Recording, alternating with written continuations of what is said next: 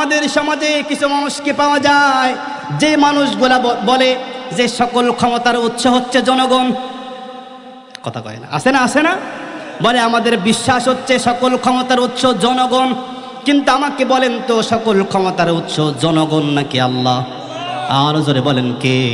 এজন্য কেউ যদি বলে সকল ক্ষমতার উৎস হচ্ছে জনগণ, সাথে সাথে কুফরি করে ফেললো, ঠিক কি না?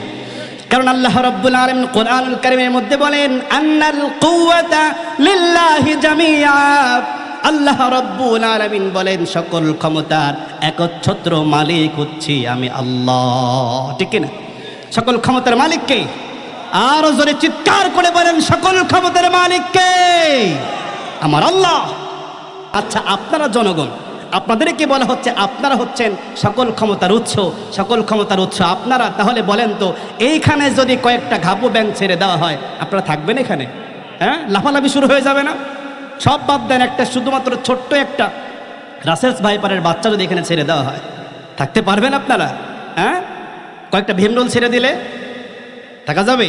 সবগুলো দৌড়ে পালাবে। তাহলে এই জনগণ নাকি সকল ক্ষমতার উৎস? নাউজুবিল্লাহ বলে। আসলে এগুলা কেন বলে জানেন? এগুলা বলার কারণ হচ্ছে ভোটারদেরকে একটু পাম্পট্টি দেওয়া, যদি কিছু ভোট টোট নেওয়া যায়, এই হচ্ছে ওদের মানে কথা আর কি। ভোট করেন, নির্বাচন করেন, কোনো সমস্যা নাই, কিন্তু কুফরি আকীদা লালন করা যাবে না। কারণ সকল ক্ষমতার উৎস একজন, তিনি কে? আর জোরে বলেন তিনি কে? কারণ তিনি ক্ষমতা দিতে পারেন, আবার তিনি কান ধরে ক্ষমতার আসন থেকে লাঞ্ছিত করে ওখান থেকে টেনে হেসড়ে নামাতে পারেন। কথা বলুন ঠিক কিনা? এজন্য সকল ক্ষমতার উৎস একজন, তিনি আমার আল্লাহ।